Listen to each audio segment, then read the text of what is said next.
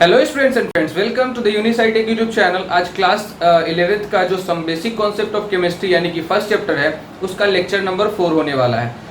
Previous video lecture अगर आपने नहीं देखा है तो आप प्लेलिस्ट में जाकर के देख सकते हो। मैंने डिस्क्रिप्शन बॉक्स में लिंक दे दिया हुआ है, ठीक है, और कार्ड सेक्शन में भी स्लाइड हो रहे हैं। चलिए आगे शुरू करते हैं।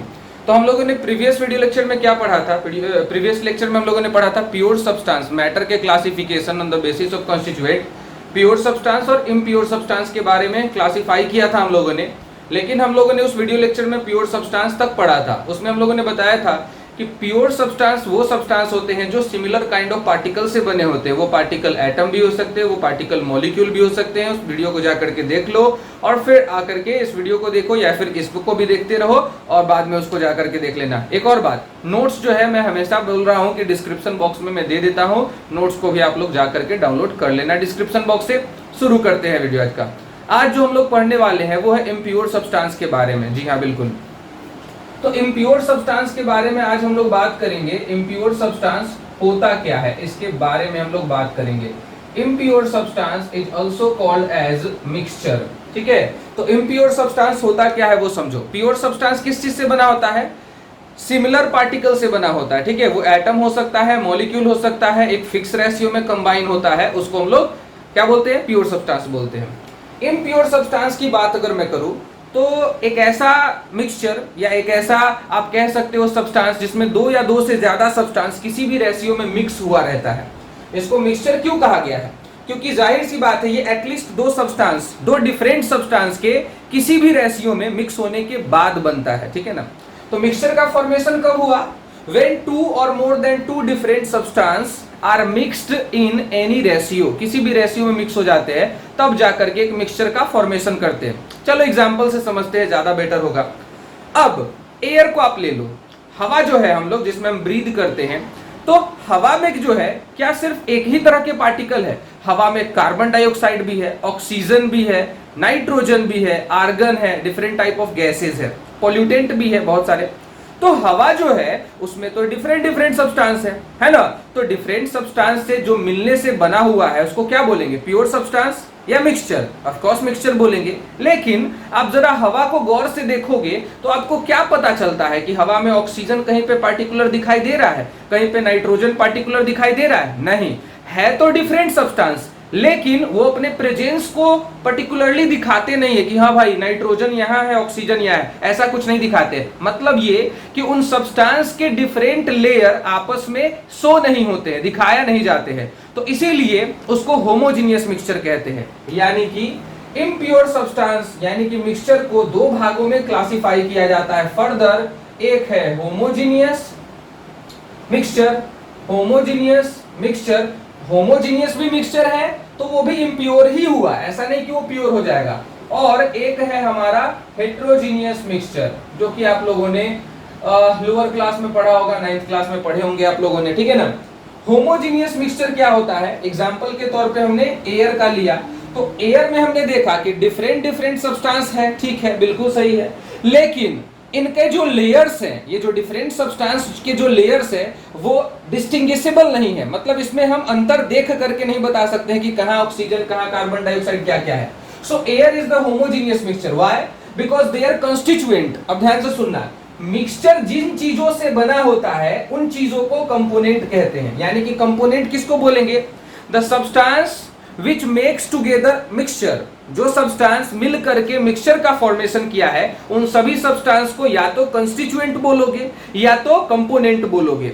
जैसे कि कंपाउंड में डिफरेंट एलिमेंट के फिक्स रेशियो में कंबाइन होने की वजह से क्या बना था? कंपाउंड बना था, तो वो भी कंपोनेंट हुआ करता था। जैसे वाटर का कंपोनेंट क्या है? हाइड्रोजन और ऑक्सीजन, लेकिन वो कंपोनेंट फिक्स रेशियो में कंबाइन हुए थे, इसलिए वो कंपाउंड कहलाएंगे। यहाँ पे एयर में क्या है? ऑक्सीजन, कार्बन डाइऑक्साइड, नाइट्रोजन, तो ये फिक्स रेशियो में कंबाइन नहीं है ना, तो इसीलिए कंपाउंड नहीं कहलाएंगे, मिक्सचर कहलाएंगे। आ रही बातें समझ में? तो ये कैसा मिक्सचर है? होमोजीनियस। क्योंकि होमोजीनियस मिक्सचर में जो डिफरेंट सब्सटेंस होते हैं ना उसके पार्टिकल्स को आप देख करके नहीं बता सकते हो कि कौन किसका पार्टिकल है। तो हवा में जाकर जाहिर सी बात है हम लोग देख कर नहीं बता सकते। अच्छा, अगर किसी एक ग्लास में प्योर वाटर रखा हुआ है, प्योर वाटर यानी कि उसका फॉर्मूला फिक्स होगा H2O, तो ये प्योर वाटर जो है हमारा कंपाउंड है, लेकिन अगर इसी में हमने शुगर ऐड कर दिया, शुगर, तो शुगर का भी फॉर्मूला फिक्स होता है C12H22O11। तो शुगर का अपना फॉर्मूला फिक्स है और वाटर का अपना फॉर्मूला फिक्स है। तो शुगर एक कंपाउंड है और वाटर भी एक कंपाउंड है, लेकिन अब जब दो कंपाउंड को मिक्स करके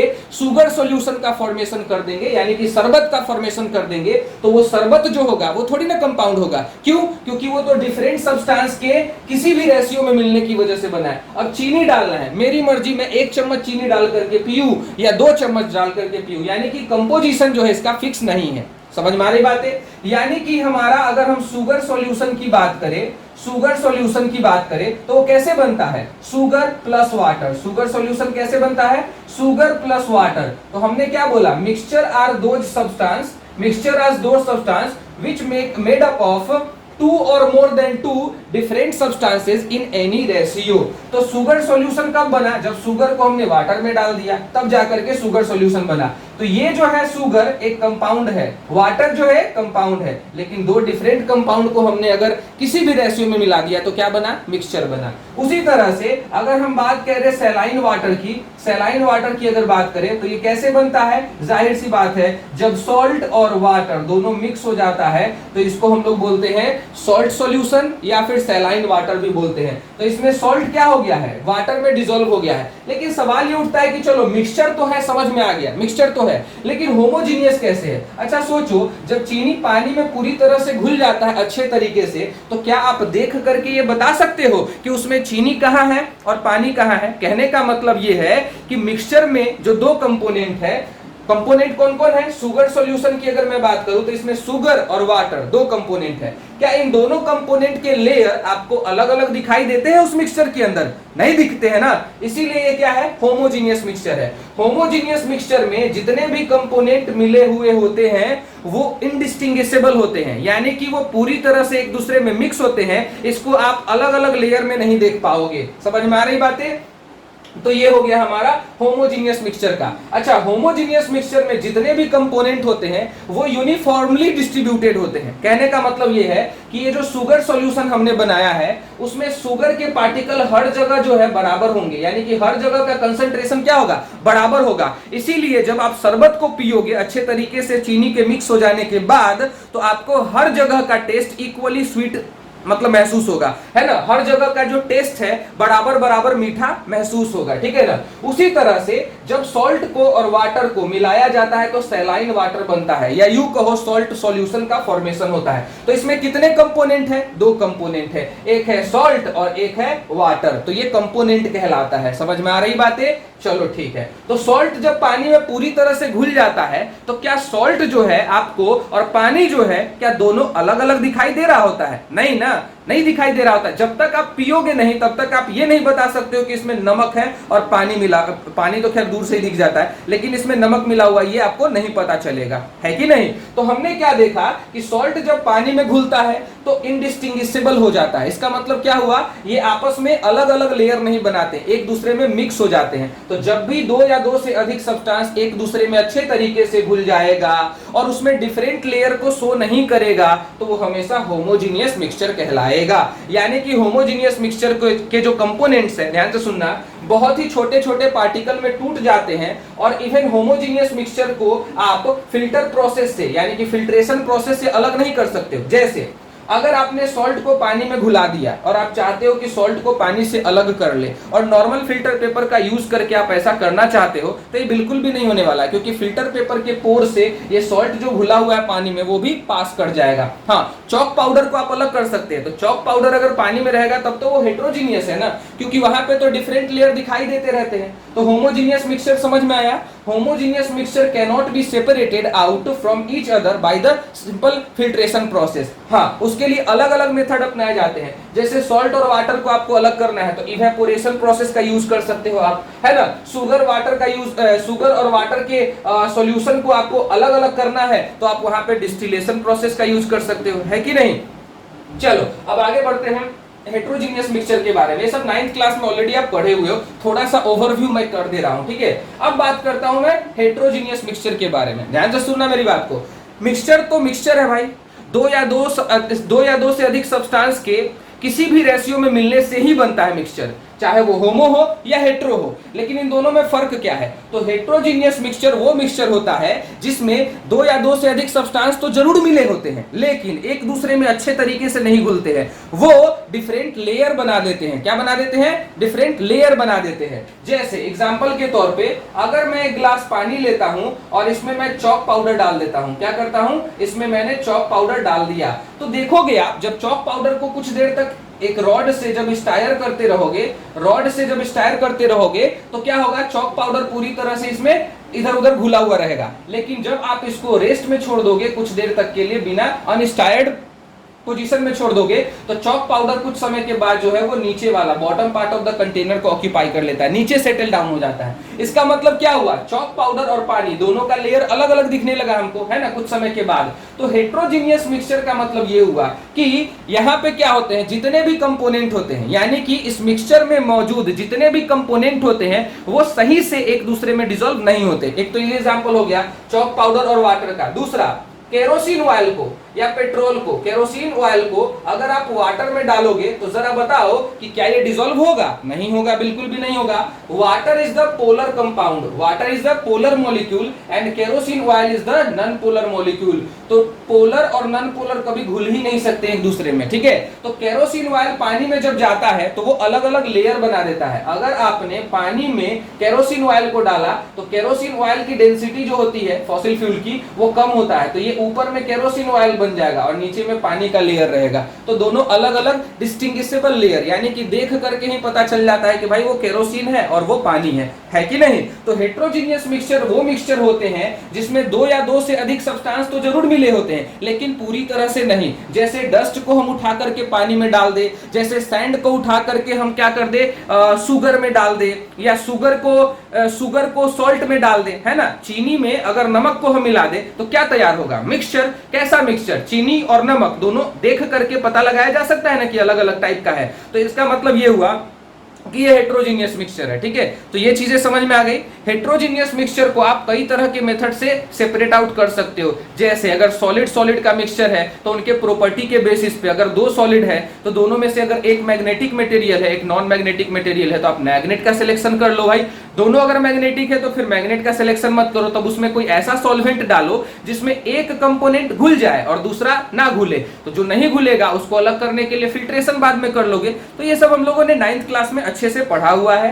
तो हेट्रोजीनियस मिक्सचर के कंपोनेंट को इजीली सेपरेट आउट किया जा सकता है, जबकि होमोजीनियस मिक्सचर को सेपरेट करने के लिए थोड़ा थोड़ा परेशानी उठाना पड़ता है। फिल्ट्रेशन प्रोसेस से इसको अलग नहीं किया जा सकता है, इसको फिल्ट्रेशन प्रोसेस से अलग किया जा सकता है। उम्मीद है समझ में आ रहा होगा। जरूरी नहीं कि हर एक चीज में फिल्ट्रेशन प्रोसेस ही आप लगाओ, डिपेंड करता है कि जो कंपोनेंट है उसका फिजिकल और केमिकल प्रॉपर्टी क्या है। याद रखना, कोई भी सेपरेशन प्रोसेस का जो सिलेक्शन आप करोगे, जो आप ऑप्ट करोगे कि किस ऑप्शन को, किस मेथड को मैं सेलेक्ट करूं, किस प्रोसेस को मैं सेलेक्ट करूं जिससे इनके कंपोनेंट्स को अलग किया जाए, तो वो कंप्लीटली डिपेंड करता है उसके फिजिकल और केमिकल प्रॉपर्टी के। यानी कि उस मिक्सचर में जितने भी कंपोनेंट है उनके फिजिकल और केमिकल जो प्रॉपर्टीज है पहले उसको आप पता लगाओ एंड देन जा करके आप उस प्रोसेस का यूज करो, है कि नहीं। जैसे कि आपका जो चाय पत्ती है चाय में मिला हुआ है, ठीक। अब चाय पत्ती है और चाय है तो क्या बना, हेट्रोजीनियस मिक्सचर है। आप उसके जो चाय छानने वाला जो छन्ना होता है जिसको हम लोग सीप ट्यूब्स बोलते हैं, उसका काम क्या है, चाय पत्ती के उसका पोर जो है इतना छोटा है कि वो चाय को पास करने देता है लेकिन चाय पत्ती को रोक लेता है। इसका मतलब क्या हुआ, बड़ा साइज है अगर पोर से तो उसको रोक लेगा, छोटा है तो उसको पास करने देगा, तो इसको फिल्ट्रेशन ही तो बोलते हैं। खैर, तो होमोजीनियस और हेट्रोजीनियस मिक्सचर अच्छे तरीके से समझ में आ गया होगा। होमोजीनियस मिक्सचर में कंपोनेंट का लेयर सेपरेट नहीं रहता है, एक दूसरे में अच्छे तरीके के घुल जाते हैं, आप देख करके इसको नहीं बता सकते हो, डिस्टिंग्विश नहीं कर सकते हो। हेट्रोजीनियस मिक्सचर में कंपोनेंट ठीक से डिसॉल्व नहीं हुआ रहता है, आप देख करके ही बता सकते हो कि ये हेट्रोजीनियस मिक्सचर है, ठीक है। और भी कई सारे एग्जांपल्स दे दिए हैं और अगर कोई डाउट हो आपको तो पूछ सकते हो आप कमेंट सेक्शन में। चलो आगे बढ़ते हैं। हेट्रोजीनियस मिक्सचर जो होता है, ये चीज हम लोगों ने समझ लिया कि उसके पार्टिकल यूनिफॉर्मली डिस्ट्रीब्यूटेड, यानी कि हर जगह बराबर नहीं रहते, कहीं ज्यादा कहीं कम। और यहाँ पे क्या होता है, यूनिफॉर्मली डिस्ट्रीब्यूटेड होता है। उम्मीद है आपको समझ में आ रहा होगा होमोजीनियस और हेट्रोजीनियस दोनों मिक्सचर के बारे में। अब हम लोग क्या पढ़ेंगे, तो इसमें दो टर्म आते हैं। ये जो मिक्सचर है इसमें दो टर्म आते हैं, ठीक है। इस मिक्सचर के अंदर दो टर्म आते हैं, दो टाइप तो हो गया इसकी, होमो और हेट्रो। अब इसमें दो टर्म क्या क्या आते हैं, तो एक आता है टर्म सोल्यूट और एक आता है टर्म सॉल्वेंट, ठीक है, दो टर्म आते हैं, और एक टर्म आता है सॉल्यूशन। अब देखो ध्यान से सुनना, सॉल्यूशन वर्ड जो है हम लोग सिर्फ होमोजीनियस मिक्सचर के लिए ही अप्लाई करेंगे। Solution term is only applicable for the homogeneous mixture, ठीक है। हेट्रोजीनियस मिक्सचर के केस में solution term is not applicable, ठीक है, यहां तक समझ में आया। अच्छा, सॉल्यूट क्या होता है और सॉल्वेंट क्या होता है? देखो, अगर कोई सॉल्यूशन आपको बनाना है तो सॉल्यूट को सॉल्वेंट में मिलाना पड़ता है, और तब क्या बनेगा? सॉल्यूशन। मतलब ये कि solution is the homogeneous mixture, ठीक है ना। कैसे बनेगा वो सोचो, यहाँ पे आपने क्या किया, नमक को पानी में डाला, तो पानी यहाँ पे मेजर क्वांटिटी में है, तो ये हो जाएगा सॉल्वेंट, यानी कि हमारा सॉल्वेंट क्या हो जाएगा? वाटर, क्योंकि पानी में घुल रहा है ना। ऐसा तो नहीं ना है कि वाटर नमक में घुल रहा है, नमक वाटर में घुल रहा है, तो नमक जो होगा, सॉल्ट जो होगा वो क्या हो जाएगा? सॉल्ट जो हो जाएगा वो सॉल्यूट हो जाएगा, वाटर जो होगा वो सॉल्वेंट हो जाएगा, और यहाँ पे जो सॉल्ट सॉल्यूशन बनेगा वो क्या हो जाएगा? मिक्सचर हो जाएगा, होमोजीनियस मिक्सचर। उसी तरह से अगर हमने शुगर को वाटर में डिसॉल्व किया तो वाटर क्या हो जाएगा? सॉल्वेंट, और शुगर क्या हो जाएगा? सॉल्यूट, और जो बनेगा उसको क्या बोलूंगा मैं? Sugar solution. क्या? शुगर सॉल्यूशन, ठीक है ना। तो कहने का मतलब ये है कि इन सॉल्यूशन, ध्यान से सुनना डिफिनीशन सॉल्यूट का। In solution the minor component which gets dissolved in a particular liquid is called solute। समझ में आ रही बात है? is या are called solute। अब मैंने is या are क्यों बोला, अब ध्यान से सुनना। सॉल्यूट जो है जरूरी नहीं कि सिर्फ एक ही हो, ये जो भी अभी सॉल्यूशन बना है वो दो कंपोनेंट के मिलने से बना है। कंसीडर करो, जरा सोचो, अगर एक सॉल्यूशन हमको बनाना है जिसमें हमने सॉल्ट, वाटर, शुगर और लेमन, चार चीजों को मिलाया है हमने, नींबू, पानी, नमक और चीनी मिला करके एक अच्छा खासा शरबत बनाने की तैयारी हो रही है, शिकंजी बनाने की तैयारी हो रही है ना। तो ये जो शिकंजी जो बना है हमारा, उसमें कितने कंपोनेंट मिले? लेमन, वाटर, शुगर और सॉल्ट, चार चीज मिले। अच्छा, एक बात बताओ, कौन किस में घुला हुआ है?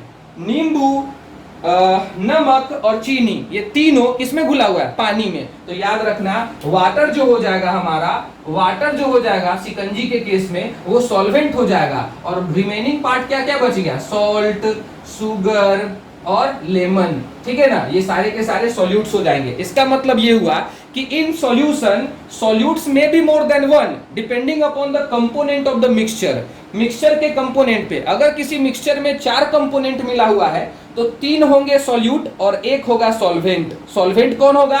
Other than solutes.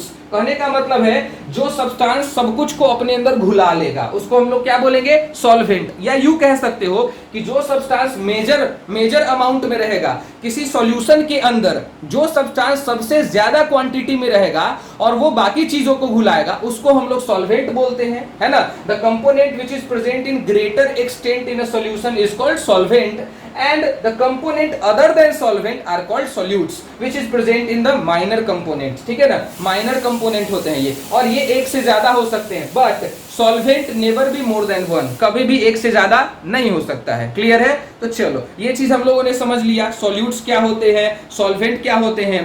अब हम लोग बात करेंगे हेट्रोजीनियस मिक्सचर के बारे में भी बात हो ही चुका है, और चलो बहुत बढ़िया है, होमोजीनियस और हेट्रोजीनियस दोनों क्लियर हो चुके हैं। अब हम लोग बात करेंगे मैटर के प्रॉपर्टीज के बारे में। इसके बारे में, मैटर के प्रॉपर्टीज के बारे में। तो देखो, कोई भी मैटर हो इस दुनिया में, उसके दो ही प्रॉपर्टीज हो ही सकते हैं, एक होगा फिजिकल प्रॉपर्टी और एक होगा केमिकल प्रॉपर्टी, है ना। तो क्या क्या होंगे? फिजिकल और केमिकल प्रॉपर्टी होंगे। किसी भी मैटर के दो ही प्रॉपर्टीज होते हैं। अब हम लोग उन्हीं के बारे में पढ़ेंगे, ठीक है। तो पहले मैं मिटा दे रहा हूं। सो प्रॉपर्टीज ऑफ मैटर की बात हो रही थी अभी। प्रॉपर्टीज ऑफ मैटर, ठीक है। तो किसी भी मैटर के कितने प्रॉपर्टीज होते हैं? दो होते हैं। दो तरह के कैरेक्टरिस्टिक प्रॉपर्टी होता है। कैरेक्टरिस्टिक प्रॉपर्टी का मतलब होता है जिस प्रॉपर्टी से किसी चीज की पहचान हो जाए। जैसे आपकी अपनी पहचान होगी, मेरी अपनी पहचान है, तो हम लोगों का एक पर्टिकुलर कैरेक्टर है जिसकी मदद से हमारी खुद की पहचान होती है ना, आइडेंटिफिकेशन होती है। उसी तरह से हर एक मैटर का अपना अपना पहचान है। वो पहचान दो तरह की होते हैं, एक होते हैं फिजिकल और एक होते हैं केमिकल। समझ में आई बात? तो केमिकल प्रॉपर्टी और फिजिकल प्रॉपर्टी, उन दोनों के बारे में हम लोग पढ़ेंगे। तो दो तरह के हो गए, एक हो गए फिजिकल प्रॉपर्टीज, फिजिकल प्रॉपर्टीज और एक हो गया केमिकल प्रॉपर्टीज, है ना, केमिकल प्रॉपर्टीज। जैसे कि हर एक व्यक्ति का दो लाइफ होते हैं, एक होता है प्रोफेशनल और एक होता है पर्सनल। तो पर्सनल, प्रोफेशनल, वैसे ही मैटर के दो पहचान है, फिजिकल प्रॉपर्टी और केमिकल प्रॉपर्टी।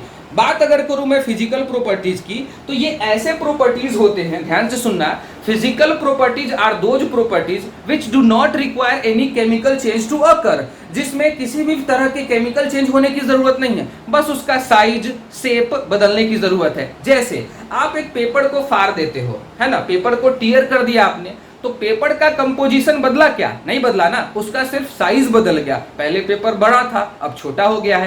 कहने का मतलब यह है कि हमने केवल साइज बदल दिया। इस मार्कर को मैं अगर तोड़ दूंगा तो इसका जो भी पार्टिकल, जिस भी पार्टिकल से ये मार्कर बना हुआ है, तो दोनों आधा होने के बाद भी तो सेम पार्टिकल से ही बना रहेगा। साइज क्या हो गया? रिड्यूस हो गया। तो ये सब फिजिकल चेंज के अंतर्गत आते हैं। जरूरी नहीं है कि सारे फिजिकल चेंज रिवर्सिबल होते। बहुत लोगों को ये मिथ होता है कि all the physical changes are reversible. ऐसा नहीं है भाई मेरे।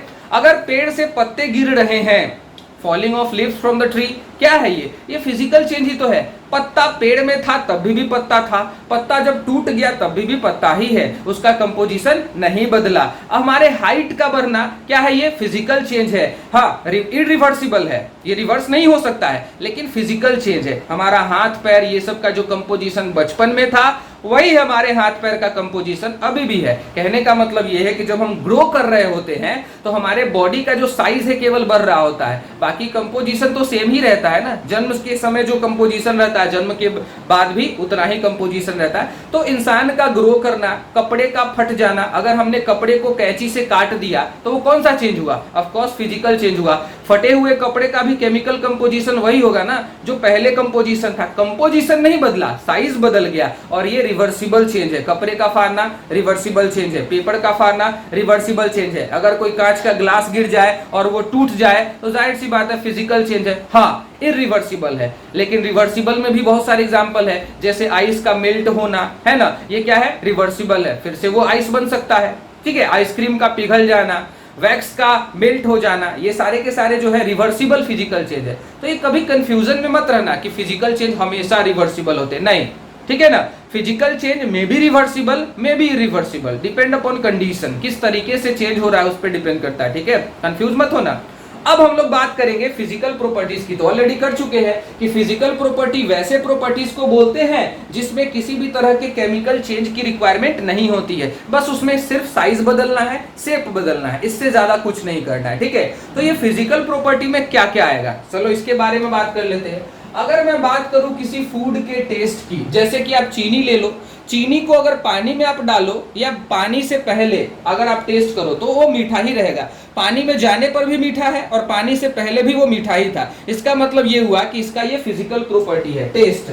सॉल्युबिलिटी की बात करें अगर हम, तो चीनी और पानी सबका सॉल्युबिलिटी अलग अलग होता है। Solubility depend upon the substance and nature of the solvent, सब पे डिपेंड करता है। तो ये जो टेस्ट हो गया, सॉल्युबिलिटी हो गया, घुलने की क्षमता। घुलना मतलब क्या? घुलना मतलब केमिकल चेंज थोड़ी ना होता है। घुलना मतलब ये कि वो सॉल्वेंट में जाकर टूट गया है। टूट गया है मतलब उसके स्पेस में जो इंटरमोलिकुलर स्पेस होते हैं उसके जगह को जाकर के ये ऑक्यूपाई कर लिया है। तो ये जो सॉल्युबिलिटी है, टेस्ट है, order, order which is also called smell, fragrance, ठीक है ना। तो ये जो ऑर्डर होते हैं, अगरबत्ती की खुशबू है तो भाई वो क्या है? उसका फिजिकल प्रॉपर्टी है। अगरबत्ती स्मेल कर रहा है तो क्या वहां पे कोई केमिकल चेंज हो रहा है? नहीं, बस वो अपने फ्रेग्रेंस को चारों तरफ फैला रहा है। स्प्रे आप करते हो, जब अपने बॉडी स्प्रे, सेंट लगाते हो, परफ्यूम लगाते हो, तो क्या होता है? आपके बॉडी से जो खुशबू आती है वो फिजिकल चेंज की है ना, केमिकल रिएक्शन थोड़ी ना हो गया है वहां पे। समझ में आ रही बातें? ठीक है, तो ये जो टेस्ट हो गया हमारा, सॉल्युबिलिटी, ऑर्डर, ये सारे के सारे जो है वो फिजिकल प्रॉपर्टीज है। ठीक है, और भी इसके अंतर्गत आ सकते हैं। आपका मेल्टिंग पॉइंट, बॉइलिंग पॉइंट भी आ सकता है। हर एक सब्सटेंस का मेल्टिंग पॉइंट और बॉइलिंग पॉइंट अलग अलग होता है। जब आप एक बर्फ को पिघलाते हो, मेल्टिंग पॉइंट का मतलब क्या हुआ? एक सर्टेन टेम्परेचर पे बर्फ का पिघल जाना या कोई भी सॉलिड का पिघल जाना।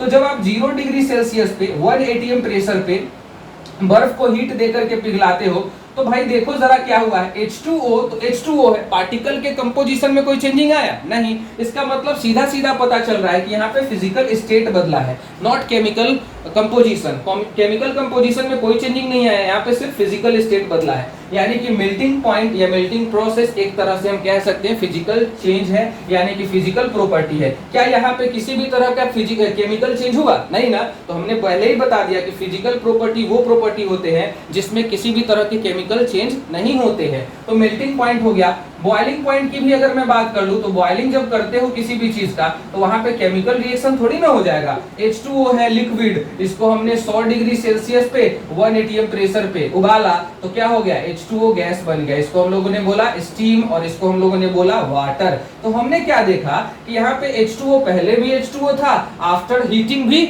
वो क्या है? जाहिर सी बात है H2O ही है, यानी कि यहाँ पे भी फिजिकल चेंज हुआ, केमिकल चेंज नहीं। तो यहाँ पे बॉइलिंग पॉइंट भी कैसा प्रॉपर्टी हो जाएगा? फिजिकल प्रॉपर्टी हो जाएगा। उम्मीद है समझ में आ रहा है। इसमें आप मास ले सकते हो, इसमें आप मास भी ले सकते हो, ठीक है। मास की अगर मैं बात करूं, जरा देखो यहाँ पे एक मार्कर है, इसका वेट मास जो है 50 ग्राम है। एक्चुअली केमिस्ट्री में ये वेट और मास दोनों सेम लिया जाता है, तो इसीलिए खैर इसका जो मास है वो 50 ग्राम है। अगर इसी के जैसा मैंने मास को बढ़ा दिया, एक और मार्कर को इसमें ऐड कर दिया मैंने, तो क्या हुआ? 100 ग्राम हो जाएगा। तो ये जो मास जो चेंज हो रहा है ये केमिकल रिएक्शन करवा करके चेंज हो रहा है क्या? हमने सिर्फ क्या किया? इस मार्कर में एक और मार्कर को चिपका दिया, तो क्या यहाँ पे मार्कर का केमिकल कंपोजिशन बदल गया? नहीं ना। मार्कर पहले भी मार्कर था, मार्कर अभी भी मार्कर है।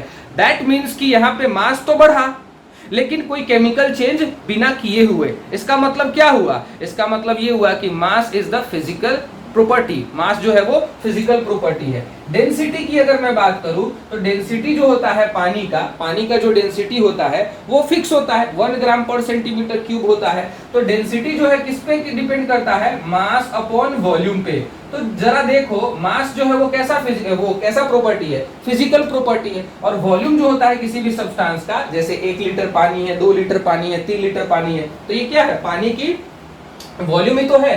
तो ये हमारा फिजिकल क्वांटिटी है, मतलब फिजिकल प्रॉपर्टी है, और मास जो है हमारा फिजिकल प्रॉपर्टी है। तो इन दोनों से जो डिराइव होकर के डेंसिटी आया है वो भी तो फिजिकल प्रॉपर्टी होगा, है ना। तो ये सारे के सारे जो है फिजिकल प्रॉपर्टी है। मतलब ये कि इनको मेजरमेंट करने के लिए आपको किसी तरह के केमिकल रिएक्शन करवाने की जरूरत बिल्कुल भी नहीं है ना। पानी का हमको डेंसिटी अगर मेजर करना है तो उसके मास और वॉल्यूम का हम लोग रेशियो लेंगे, उसमें केमिकल रिएक्शन क्या करवाना है, ठीक है ना। तो ये सारे के सारे जो है फिजिकल प्रॉपर्टी कहलाते हैं, जिसमें किसी भी तरह के बिना किसी केमिकल कंपोजिशन या बिना उसके आइडेंटिटी को बदले हुए अगर हम उसके मेजरमेंट को करते हैं, यानी कि उसके जो भी वैल्यू होते हैं उसको मेजर करते हैं, एस्टिमेट करते हैं, उसको हम लोग बोलते हैं फिजिकल प्रॉपर्टी। अगर मैं बात करूं केमिकल प्रॉपर्टी की, तो केमिकल प्रॉपर्टी वैसे प्रॉपर्टीज को बोलते हैं, केमिकल प्रॉपर्टी वैसे प्रॉपर्टी को बोलते हैं जिसमें प्रॉपर्टीज को मेजरमेंट करने के लिए, प्रॉपर्टीज को मेजरमेंट करने के लिए यहाँ पे केमिकल चेंज होने की रिक्वायरमेंट बिल्कुल भी होती है ना। यानी कि हम बोल सकते हैं chemical properties are those properties in which the measurement takes place या measurement required a chemical change to occur. यानी कि उसके मेजरमेंट के लिए, इसके वैल्यू को अगर आपको मेजर करना है, एस्टिमेट करना है, तो आपको केमिकल चेंज करवाने की जरूरत पड़ती है। अलग अलग सब्सटेंस का केमिकल प्रॉपर्टीज अलग अलग होता है, किसी का कुछ और होता है, किसी का कुछ और होता है। इस तरह के केमिकल प्रॉपर्टीज में आप इंक्लूड कर सकते हो basicity in the case of acid, acidity in the case of base and combustibility, और भी बहुत सारे चीज है, कंबस्टिबिलिटी को भी ऐड कर सकते हो, कंबस्टिबिलिटी इटीसी। जैसे मान लेते हैं कि एक एसिड है HCl, ठीक है ना, एक एसिड है HCl, तो इसके एक मॉलिक्यूल ने एक ही H+ को रिलीज किया तो इसका बेसिसिटी 1 हो जाएगा। जिस एसिड का एक मॉलिक्यूल एक H+ को रिलीज करे उसका बेसिसिटी 1 होता है। एसिड के केस में बेसिसिटी होता है। लेकिन आप H2SO4 को देखो, हमने क्या बोला कि केमिकल प्रॉपर्टी अलग अलग मटेरियल के लिए अलग अलग हो सकता है। तो इसको देखो जरा, सल्फ्यूरिक एसिड को, एक मॉलिक्यूल सल्फ्यूरिक एसिड कितना प्रोड्यूस कर सकता है? 2 H+ को प्रोड्यूस कर सकता है। तो इसका बेसिसिटी कितना हुआ? 2 हुआ। तो ये अलग सब्सटेंस है, ये अलग सब्सटेंस है, और दोनों का बेसिसिटी क्या है? अलग अलग है। तो जाहिर सी बात है सब्सटेंस के बदलने पर उसका बेसिसिटी बदल रहा है, यानी कि ये केमिकल प्रॉपर्टीज है। एसिडिटी की मैं बात करूं तो sodium, acidity in the case of base, base के केस में होता है। तो एक मॉलिक्यूल बेस का जितना OH माइनस प्रोड्यूस करेगा वही उसका एसिडिटी कहलाएगा। यानी कि सोडियम हाइड्रोक्साइड के एक मॉलिक्यूल ने एक OH माइनस को प्रोड्यूस किया, इसीलिए इसका एसिडिटी कितना हो जाएगा, 1 हो जाएगा, इसका एसिडिटी 1 हो जाएगा। लेकिन जरा सोचो एल्यूमिनियम हाइड्रोक्साइड है तो ये कितना प्रोड्यूस करता है, 3 OH माइनस को प्रोड्यूस करता है। इसका मतलब इसका एसिडिटी कितना है भाई, इसका एसिडिटी कितना है, 3 है। यानी कि सब्सटेंस चेंज हो गया तो इसका एसिडिटी बेसिसिटी ये सब बदल रहा है। और ये सब जो है एसिडिटी बेसिसिटी ये सब क्या है, केमिकल चेंज की जरूरत पड़ती है इन सबको निकालने के लिए। जब तक ये केमिकल, इसके केमिकल में चेंजिंग हुआ है, देखो एल्यूमिनियम हाइड्रोक्साइड केमिकली क्या हुआ है, बदल गया है। जबकि यहाँ पे वाटर जो है उसको जब हमने बॉयल किया तो क्या है, यहाँ पे कंपोजिशन बदला, नहीं बदला। जबकि यहाँ पे केमिकल चेंज हो रहा है, यहाँ पे केमिकल चेंज हो रहा है। तो एसिडिटी को मेजरमेंट कैसे करोगे, केमिकल चेंज करवा के। बेसिसिटी को कैसे मेजर करोगे, केमिकल चेंज करवा करके।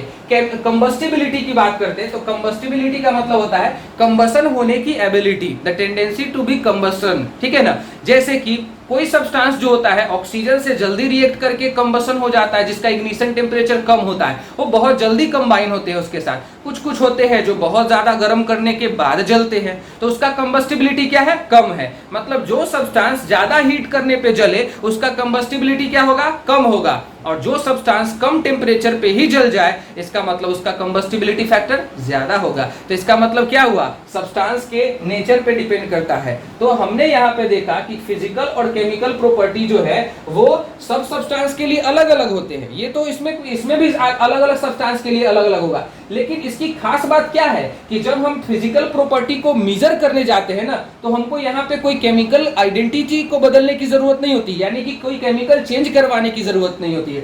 जबकि हम केमिकल प्रॉपर्टीज को अगर मेजर करने जाएं तो वहां पे केमिकल रिएक्शन होना जरूरी है, केमिकल आइडेंटिटी बदलना जरूरी है, ठीक है। तो इसको हम लोगों ने बोला केमिकल प्रॉपर्टी। अब हम लोग बात करेंगे मेजरमेंट के बारे में। उम्मीद है आप लोग को समझ में आ रहा होगा। अब हम लोग किसके बारे में बात करेंगे, मेजरमेंट के बारे में बात करेंगे कि केमिकल प्रॉपर्टी या फिजिकल प्रॉपर्टी जो भी कुछ है उन सभी का मेजरमेंट कैसे किया जाता है। तो अब हमारा टॉपिक ही है मेजरमेंट। तो पहले मैं वीडियो को पॉज करूंगा, फिर बोर्ड को मिटाऊंगा एंड देन शुरू करूंगा।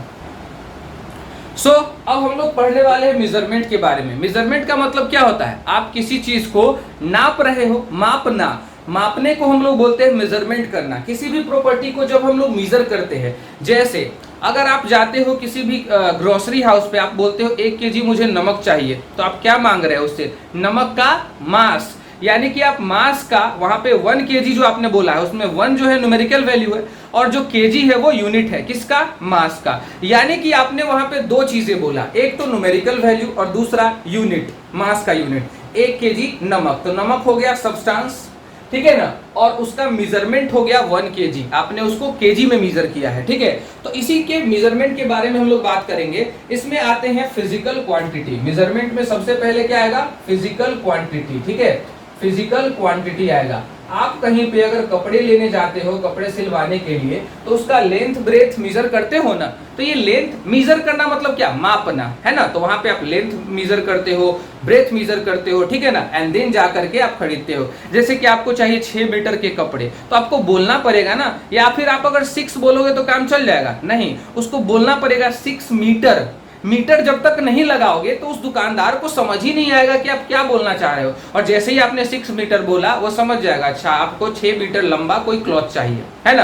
अगर सोचो कपड़े की दुकान पर जाकर के आप बोलोगे 6 लीटर, तो कैसा लगेगा, अजीब नहीं लगेगा। 6 लीटर, क्योंकि लेंथ को तो लीटर में नहीं नापा जाता है, वॉल्यूम को लीटर में मेजर किया जाता है, लेंथ को मीटर में मेजर किया जाता है। तो वो दे नहीं पाएगा, वो कंफ्यूज हो जाएगा कि 6 लीटर ये कह क्या रहा है इंसान, ठीक है ना। तो फिजिकल क्वांटिटीज की अगर मैं बात करूं तो ये एक ऐसा क्वांटिटी होता है किसी भी मटेरियल का जो कि क्वांटिफाइड करता है किसी चीज को। क्वांटिफाइड करने का मतलब क्या हुआ, उसको मेजर करता है। जैसे कि अभी हमने बताया कि हमको 6 मीटर का कपड़ा चाहिए, तो कपड़ा है, कपड़ा क्या हो गया, मटेरियल हो गया, ध्यान से सुनना। और उसका प्रॉपर्टी क्या हो गया, वो जो क्वांटिटी है, आपने 6 मीटर क्या बोला, लंबाई, लंबाई क्या हो गया, फिजिकल क्वांटिटी, है ना। तो फिजिकल क्वांटिटी आपको क्या बता रहा है, एक न्यूमेरिकल वैल्यू को डिराइव करके बता रहा है, ठीक है। फिजिकल क्वांटिटी क्या कर रहा है, एक ऐसा प्रॉपर्टी है जो एक न्यूमेरिकल वैल्यू को आपको डिराइव करके देता है अलोंग विद यूनिट। याद रखना, फिजिकल क्वांटिटी में 2 इंपॉर्टेंट पार्ट होते हैं। फिर किसी भी फिजिकल क्वांटिटी को रिप्रेजेंट करने के लिए 2 इंपॉर्टेंट पार्ट होते हैं, 2 पार्ट्स होते हैं जो कि बहुत इंपॉर्टेंट होते हैं। एक होता है न्यूमेरिकल वैल्यू, एक होता है न्यूमेरिकल वैल्यू एक होता है न्यूमेरिकल वैल्यू और एक होता है यूनिट जिसमें आप उसको मेजर करना चाहते हो। जैसे अगर हमने फिजिकल क्वांटिटी का नाम लिया, अगर हमने फिजिकल क्वांटिटी का नाम लिया मास, मास एक फिजिकल क्वांटिटी है, फिजिकल क्वांटिटी हमारे पास मास है, तो इसको, इस मास को कैसे आप रिप्रेजेंट करोगे? मास को n kg से रिप्रेजेंट करोगे। क्या? अगर किसी भी कहीं पे भी किसी दुकान पे जाते हो, आपको 2 kg आटा लेना है, तो आप कैसे बोलोगे उसको? 2 kg आटा। तो n kg, n क्या है भाई? ये न्यूमेरिकल वैल्यू है। n क्या है? ये न्यूमेरिकल वैल्यू। और यूनिट क्या है? kg। kg किस चीज को बता रहा है? kg किस चीज का यूनिट है? मास का। समझ में आ रही बात है? तो हम जब भी किसी फिजिकल क्वांटिटी को रिप्रेजेंट करते हैं, एक्सप्रेस करते हैं, तो वहां पे दो पार्ट में एक्सप्रेस करते हैं। एक होता है न्यूमेरिकल वैल्यू और एक होता है यूनिट। जैसे अगर हमने लिखा 2 kg आटा चाहिए हमको, 2 kg आटा चाहिए या फ्लोर चाहिए, तो इसमें आटा जो है वो क्या है? मटेरियल। आटा क्या है? मटेरियल। इस मटेरियल का आप क्या मेजर कर रहे हो? केजी क्या बता रहा है? अच्छा, मास है। केजी क्या बता रहा है? मास के बारे में। यानी कि आप किस फिजिकल क्वांटिटी की बात कर रहे हो उस दुकानदार से? किस फिजिकल क्वांटिटी की बात कर रहे हो? मास की, है ना? तो मास जो है वो किसका फिजिकल क्वांटिटी हो गया? आटा को मेजर करने का। कितना केजी है? 2 केजी। तो 2 is the numerical value, KG is the unit in which weight is measured. ठीक है ना? किसका वेट मेजर किया गया है? आटा का। अगर आप किसी ग्रोसरी हाउस पे जाकर के 3 kg ऑफ ओनियन मांगते हो, ठीक है ना, तो ओनियन क्या हो गया हमारा? यहाँ पे सब्सटेंस हो गया। अच्छा, इसका क्या आपने मांगा है? तो वेट मांगना है आपको। क्या करना है? मास उसका मांगना है। ओनियन का आपने मास मांगा है, ये मांगा है उससे। मेजरमेंट कितना है इसका? 3। तो 3 kg में मेजर हम लोगों ने किया है इसके वजन को, मास को। उसी तरह से लेंथ की अगर मैं बात करूं तो आपको लिखा हुआ है कहीं पे 6 मीटर। इसका मतलब मीटर क्या है भाई? लेंथ को मेजर करने वाला एक यूनिट है। मीटर को आप फिजिकल क्वांटिटी मत समझना है, फिजिकल क्वांटिटी नहीं है, ये यूनिट है। किसी भी फिजिकल क्वांटिटी को हम दो टर्म में एक्सप्रेस करते हैं, न्यूमेरिकल और यूनिट। तो ये यूनिट है। लेंथ को हम लोग मीटर में मेजर करते हैं, मास को हम लोग किलोग्राम में मेजर करते हैं, है ना? उसी तरह से वॉल्यूम को लीटर में मेजर करते हैं, करंट को एम्पियर में मेजर करते हैं। तो यही सब कुछ चीजें हैं। फिजिकल क्वांटिटी आपको समझ में आ गया होगा, दो चीजों से मेजर किया जाता है, तो मतलब एक्सप्रेस किया जाता है इसको। ठीक है? तो यहाँ पे जो मास है उसको रिप्रेजेंट हम लोग कैसे करते हैं? दो चीजों को, मास हो चाहे लेंथ हो, कुछ भी हो, कोई भी फिजिकल क्वांटिटी, उसमें दो टर्म आते ही हैं, एक न्यूमेरिकल और एक यूनिट। एक हो गया यूनिट, मीटर हो गया यूनिट, और 6 क्या हो गया? न्यूमेरिकल। समझ में आया ना? तो कोई भी फिजिकल क्वांटिटी को आप बिना मतलब एक चीज से नहीं कर सकते हो। कोई भी कहीं पे भी जाओ, आपको अगर मान लो कि कहीं पे बोलना है आपको 10 लीटर हमको जो है पेट्रोल चाहिए। कितने लीटर? 10 लीटर पेट्रोल चाहिए। तो आपने उस, देखो ध्यान से, क्या बोला? 10 लीटर पेट्रोल चाहिए। तो ये जो लीटर है ये क्या है? वॉल्यूम है। ये क्या है? वॉल्यूम। एक्चुअली वॉल्यूम नहीं है, यूनिट ऑफ वॉल्यूम है। यूनिट ऑफ वॉल्यूम है। तो वॉल्यूम क्या है इसमें? वॉल्यूम क्या है? Physical quantity. और उसका यूनिट क्या है? लीटर। कितना? 10 लीटर। तो 10 is the numerical value, L is the unit of volume and petrol is the substance। तो किसी भी सब्सटेंस का, यहाँ पे सब्सटेंस का क्या लिया गया है? Physical quantity. किस रूप में? वॉल्यूम के रूप में। तो फिजिकल क्वांटिटी कई तरह के होते हैं, ठीक है ना? फिजिकल क्वांटिटी मास है, डेंसिटी है, वॉल्यूम है, लेंथ है, टाइम है, टेम्परेचर है, बहुत तरह के हैं। और उसको जिसमें हम मेजर करते हैं ना, उसको हम लोग बोलते हैं यूनिट। मास को किस में मेजर किया हमने? केजी में, अलॉन्ग विद न्यूमेरिकल वैल्यू। कुछ न्यूमेरिकल वैल्यू भी वहां पे होते हैं। तो न्यूमेरिकल वैल्यू जो होता है वो कोई यूनिट थोड़ी ना है। यूनिट तो न्यूमेरिकल के साथ जो रहता है वो यूनिट है। आई बात समझ में? उम्मीद है आपको क्लियर हो रहा होगा। तो ये जो हमारा है हमने फिजिकल क्वांटिटी के बारे में अच्छे तरीके से पढ़ लिया। फिजिकल क्वांटिटी जो है उसके अंदर दो कैरेक्टरिस्टिक होते हैं जो कि काफी कॉमन है। एक तो है मैग्नीट्यूड और दूसरा क्या है उसका? यूनिट, जिसमें हम मेजर करते हैं। ये बात भी आप लोगों को समझ में आ गई है। जैसे आटा हो गया सब्सटेंस और उसका फिजिकल क्वांटिटी क्या हो गया? मास। मास, और उसको हम लोगों ने किस में ये मेजर किया? केजी में। कितना? 2 केजी। तो 2 क्या बता रहा है? Numerical value. केजी हो गया मास का यूनिट और आटा हो गया वो सब्सटेंस जिसका हमको प्रॉपर्टी, फिजिकल प्रॉपर्टी डिराइव करना था। तो ये क्लियर हो गया। अब आता है एसआई सिस्टम। पहले के जमाने में जो है दो तरह के सिस्टम हुआ करते थे, एक इंग्लिश सिस्टम था और एक मैट्रिक सिस्टम था। वही मैट्रिक सिस्टम बाद में जाकर के एसआई यूनिट के नाम से प्रसिद्ध हुआ, जो कि 1875 ईस्वी में पेरिस में इसको असाइन किया गया था। ठीक है? वेट और मेजरमेंट जो सम्मेलन हुआ था उसी में, और हमारे वहां पे जो है स्वामी विवेकानंद जी जो है वो भी गए हुए थे उस मीटर कन्वेंशन में, जो कि पेरिस में हुआ था 1875 ईस्वी में। तो एसआई यूनिट क्या होता है अब उसको समझते हैं हम लोग, ठीक है। एसआई यूनिट कब बना था वो तो समझ में आ ही गया है, 1875 में मीटर कन्वेंशन उसको नाम दिया जाता है। उस कॉन्फ्रेंस को क्या नाम दिया जाता है? Metre convention. कोई पूछेगा मीटर कन्वेंशन कब हुआ था? 1875 ईस्वी में। कहां हुआ था? पेरिस में हुआ था। और उसमें क्या किया गया था? तो जाहिर सी बात है एसआई सिस्टम का गठन किया गया था। ये क्या करता है? ये फिजिकल क्वांटिटी को क्या करता है? मेजरमेंट करके बताता है एक सर्टेन रेफरेंस पॉइंट में। जो मेट्रिक सिस्टम है जिसको एसआई सिस्टम हम लोग बोलते हैं वो बड़ा ही मजेदार था और काफी कन्वीनियंट भी था, क्योंकि ये डेसिमल बेसिस पे था। मतलब जितने भी डेसिमल न्यूमेरिकल वैल्यू होते उसके बेसिस पे इसको बनाया गया था। तो एसआई सिस्टम की जो खास बात है वो ये है कि इसमें 7 तरह के यानी कि 7 तरह के बेसिक यूनिट का ही यूज करते हैं, इससे ज्यादा नहीं, जिसको हम लोग बोलते हैं फंडामेंटल बेसिक यूनिट, ठीक है ना। तो एसआई सिस्टम का जो होता है हमारा, ये क्या बोलते हैं इसको, फुल फॉर्म जो होता है वो होता है इंटरनेशनल सिस्टम ऑफ यूनिट्स, ठीक है ना। ये क्या करता है? मेजरमेंट करने का काम करता है। और इसमें 7 तरह के 7 टाइप्स ऑफ बेसिक यूनिट का यूज किया जाता है, ठीक है ना। 7 टाइप्स ऑफ बेसिक यूनिट का यूज किया जाता है, जिसको हम लोग साइंटिफिक मेजरमेंट भी कहते हैं। 7 टाइप्स ऑफ साइंटिफिक ये क्या बोलते हैं, मेजरमेंट कहा जाता है, ठीक है। अगर मैं बात करूं यहाँ पे इंटरनेशनल सिस्टम ऑफ यूनिट जो है तो मेजर करता ही है, और कुछ और चीजों की भी मैं बात कर लेता हूं इसमें। इंटरनेशनल सिस्टम ऑफ यूनिट्स, हाँ, इसमें मैं कुछ चीजों की बात करता हूं। अब इसको क्यों बनाया गया था, सोचो, दिमाग लगाओ। इसके थोड़े से कहानी पे हम लोग आते हैं। अगर आप दिमाग लगाओगे तो इसको बनाने की जरूरत इसलिए पड़ी ना, क्योंकि पहले के जमाने में बहुत सारे कंफ्यूजन हुआ करते थे। चलो एक एग्जांपल के तौर पे मैं बताता हूँ। हमारे गांव में जो है जो अभी भी बहुत पुराने लोग जो हैं, जैसे दादाजी दादी जी हो गई, ठीक है ना, तो वो सब क्या करती है, जैसे कि मान लो कि आपको दूध लेना है, 1 लीटर दूध लेना है। दूध लिक्विड है और लिक्विड को हम लोग वॉल्यूम में मेजर करते हैं, वॉल्यूम मतलब लीटर में मेजर करते हैं, ठीक है ना। तो हम लोग बोलते हैं 1 लीटर दूध, लेकिन वो लोग क्या बोलती है? 1 सेर दूध। क्या? 1 सेर दूध। अगर उनको लेना होगा 250 ग्राम चीनी या 250 ग्राम कुछ भी लेना होगा तो 1 पौआ चीनी, ऐसा कुछ बोला जाता है, ठीक है।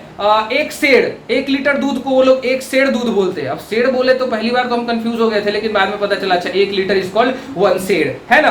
तो किसी जगह पे और भी अजीब बातें बोली जाती होंगी, है कि नहीं। तो कहने का मतलब ये है कि लीटर को हम कहीं पे सेर बोलते हैं, कहीं पे कुछ बोलते हैं, कहीं पे कुछ बोलते हैं। तो भाई मेरे, अगर आप अमेरिका में जाओगे और आपको 1 लीटर दूध चाहिए होगा तो क्या आप करोगे? वहां पे 1 सेर दूध बोलोगे? नहीं ना समझेगा वो, क्योंकि वहां के लोकल लैंग्वेज नहीं ना है। आप लोकल लैंग्वेज में किसी भी चीज को कैसे भी बोल सकते हो, लेकिन आप जब किसी इंटरनेशनल लेवल पे बात करते हो तो एक ऐसा सिस्टम बनाने की जरूरत होती है जिसको हर देश को फॉलो करना चाहिए। यही वो इंटरनेशनल सिस्टम ऑफ यूनिट है। ये कहता है कि आप अफ्रीका जाओ, चाहे आप अमेरिका जाओ, चाहे आप कहीं भी जाओ, मास को तो केजी में ही मेजरमेंट करोगे। यानी कि अगर आप इस देश में रह करके, हमारे भारत देश में रह करके किसी जगह पे जाओगे और बोलोगे मुझे 2 केजी ऑनियन चाहिए, और आप अगर यूएसए जाओगे और वहां पे भी बोलोगे give me 2 KG of onion, तो वहां पे 2 केजी का मतलब इंडिया में भी और 2 केजी का मतलब यूएसए में भी, दोनों के जगह पे सेम मीनिंग होता है। यानी कि वहां पे कोई कंफ्यूजन नहीं होगा। तो आप समझ गए होंगे कि इंटरनेशनल सिस्टम ऑफ यूनिट को बनाने की जरूरत इसलिए पड़ी ताकि लोग जो है अपने अपने लोकल लैंग्वेज को लेकर के कॉन्फ्लिक्ट में ना रहे, लोकल लैंग्वेज को लोकल जगह पे ही रखे, लेकिन जब इंटरनेशनली ग्लोबली जब किसी चीज की बात हो तो इसके लिए एक सही यूनिट का गठन करना जरूरी था। इसीलिए जो है एसआई सिस्टम बना, ठीक है। अब एसआई सिस्टम में 7 तरह के बेसिस यूज होते हैं, है ना, बेसिक यूनिट यूज होते हैं, जैसे मास, लेंथ, टेम्परेचर, टाइम, ये सब चीजें यूज होते हैं। तो इसके बारे में हम लोग जो है नेक्स्ट लेक्चर में जरूर बात करेंगे। नोट्स जो है पीडीएफ में जरूर डाउनलोड कर लेना, और वीडियो कैसी लगी ये बताना कमेंट करके। तब तक के लिए इस वीडियो में इतना ही। तब तक के लिए सीखते रहो और अच्छा कुछ करते रहो। Stay safe, have fun. जय हिंद, वंदे मातरम।